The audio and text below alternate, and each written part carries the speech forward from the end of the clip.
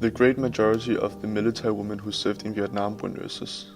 All were volunteers, and they ranged from recent college graduates in their early 20s to seasoned career women in their 40s. Members of the Army Nurse Corps arrived in Vietnam as early as 1956, when they were tasked with training the South Vietnamese in nursing skills. As the American military presence in South Vietnam increased, beginning in the early 1960s, so did the Army Nurse Corps. From March 1962 to March 1973, when the last Army nurses left Vietnam, 5,000 would serve in the conflict.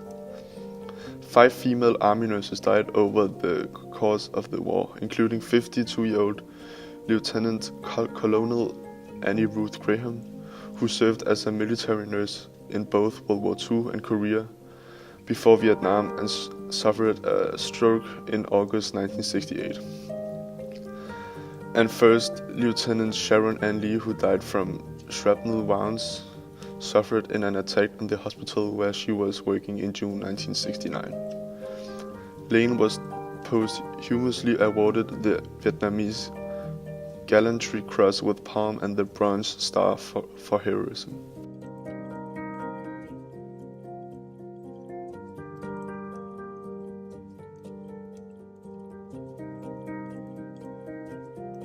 I grew up in Huntington, West Virginia, during the days of racial segregation. My mother died when I was 4 with tuberculosis, and my grandmother raised us when schools were actually integrated racially. I was sent to the white school by my math teacher because I always wanted to be a civil engineer.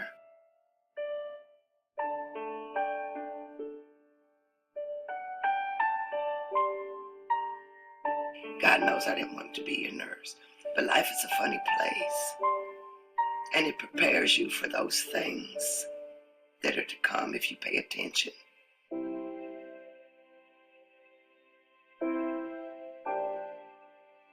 The military really worked hard to change my mind. I mean, they actually would send me orders to stateside places, and I would turn them back because I really did want to go to Vietnam. Because part of what happens in this country is that people want to be free, but they want somebody else to fight for it. And I know it doesn't work like that.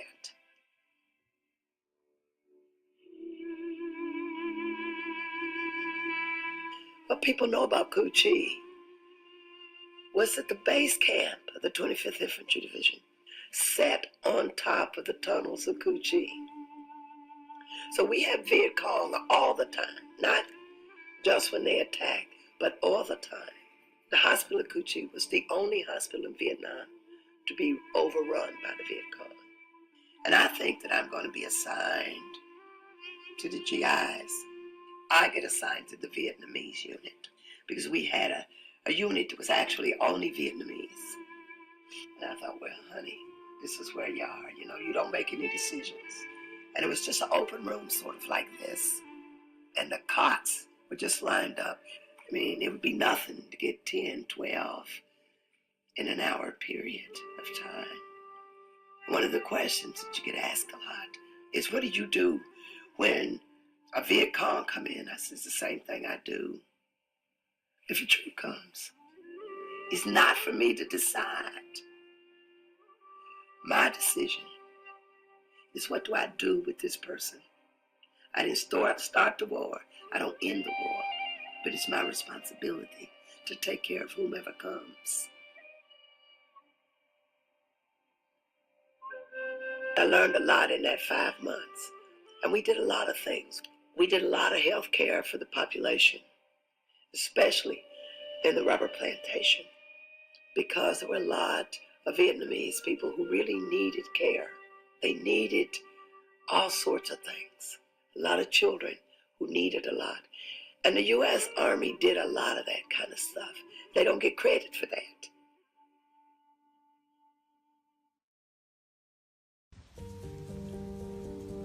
As mentioned, most women who took part in the Vietnam War were from the nursing divisions of the U.S. Navy and the U.S. Air Force.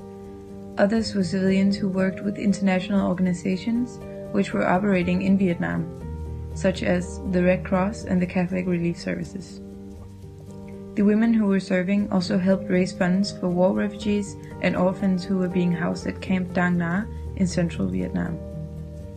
They also supported the local Vietnamese women to train them in medical care and educate them about critical health topics. Officially, only 8 military women were killed during the Vietnam War, while many more civilian women were killed because they found themselves in the middle of the conflict. Out of all of the military women who were killed during the Vietnam War, there was only one female U.S. Air Force officer to be killed, and that was Captain Mary Klinger. She took part in a mass airlift sanctioned by the U.S. President Gerald Ford in 1975. 2,000 Cambodian and South Vietnamese children were to be evacuated and rescued from the conflict. The women who served in the middle of the conflict were given the hardest job out of all the divisions. These women were close to the battle sites in Vietnam and saw the worst of the worst injuries. These women also served for a whole year without any leave time.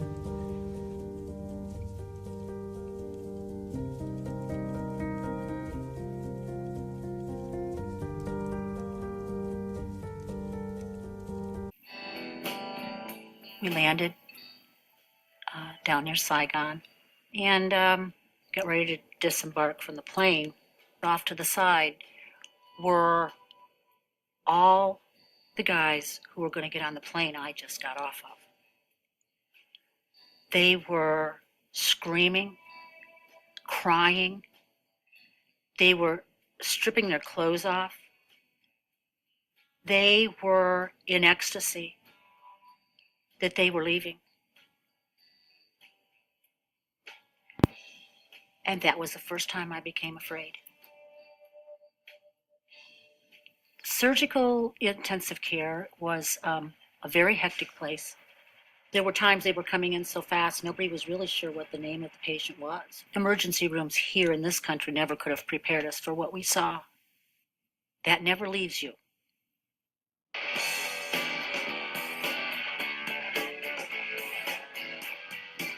You know, in a situation like war, you have to find an outlet for something. You can't live inside those emotions all the time without having some kind of an escape. So when people partied, they partied hard. It was a way of releasing, you know, a lot of the tension and the stress that we experienced, and it was a way of protecting ourselves. I made a lot of good friends there. We were sharing life and death together and crying together, trying to survive together. And those are emotions and experiences that tie you together for life. I was a real good nurse, and I knew what I was doing, and I did a good job. And I had corpsmen, obviously, that served with me on the unit. We respected each other, and we had a very good working relationship.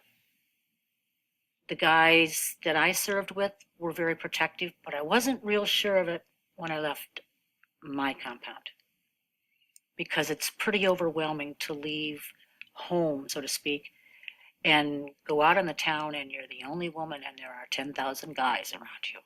There was a lot of sexual tension. We were the only, what they used to call round eyes around. I look at the time in Vietnam and I can't say, oh yeah, this day was bad. They were all bad days. Certainly as a nurse you help people, but I look back on my life and I think, that whole year I had been in Vietnam, how many lives did what I did affect, you know? It's a very good feeling to know that in the end, you feel like you've given something of your life. You know, I can be proud. I think my children can be proud. As we mentioned earlier, in addition to the US military women who served in Vietnam, an unknown number of female civilians willingly gave their services on Vietnamese soil during the conflict. Many of them worked on behalf of the American Red Cross, Army Special Services, United Service Organization USO, Peace Corps, and various religious groups such as Catholic Relief Services. Other American women traveled to Vietnam as foreign correspondents for news organizations, including Georgette Dickey-Chapelle, a writer for the National Observer, who was killed by a mine while on patrol with the U.S. Marines outside Chu Lai in November 1965. According to the Vietnam Women's Memorial Foundation, 59 female civilians died during the conflict.